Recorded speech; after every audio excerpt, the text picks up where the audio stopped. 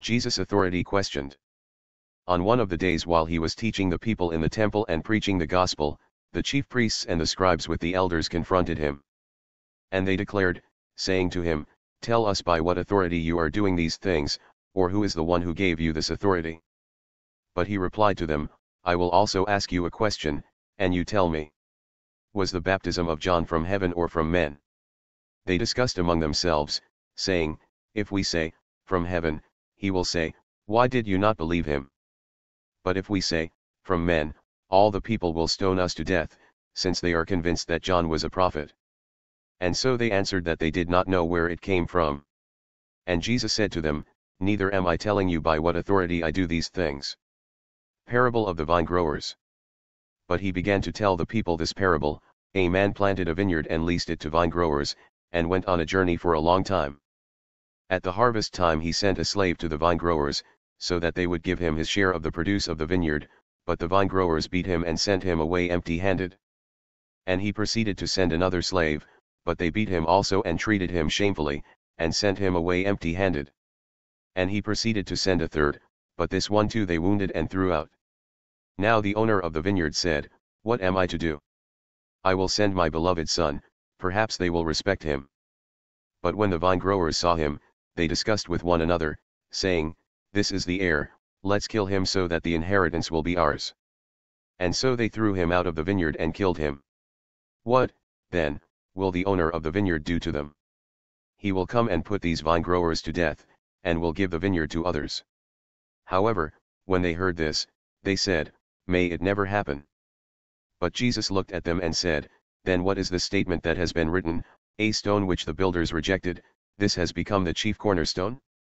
Everyone who falls on that stone will be broken to pieces, but on whomever it falls, it will crush him." Paying taxes to Caesar. The scribes and the chief priests tried to lay hands on him that very hour, and yet they feared the people, for they were aware that he had spoken this parable against them.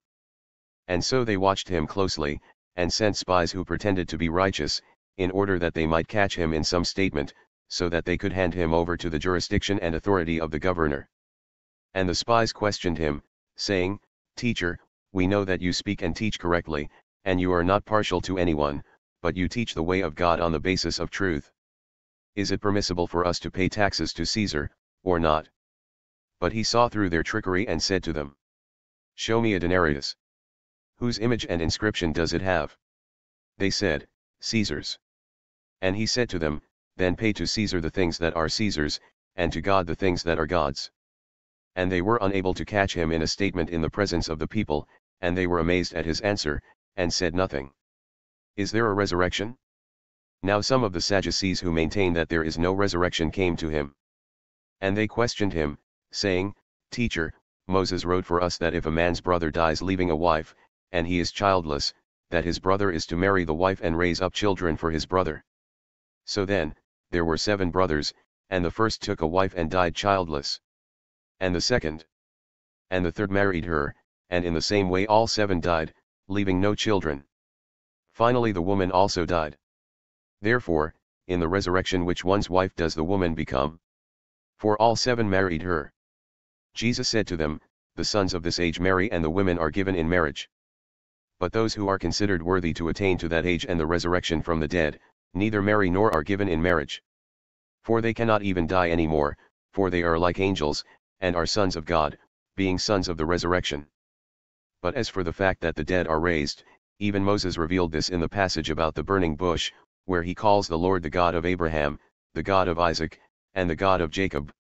Now he is not the God of the dead, but of the living, for all live to him."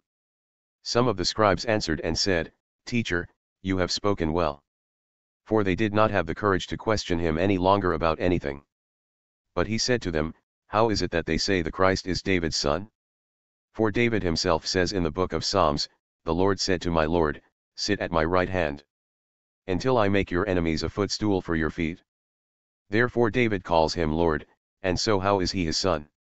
And while all the people were listening, he said to the disciples, "Beware of the scribes, who like to walk around in long robes, and love personal greetings in the marketplaces, and chief seats in the synagogues and places of honor at banquets.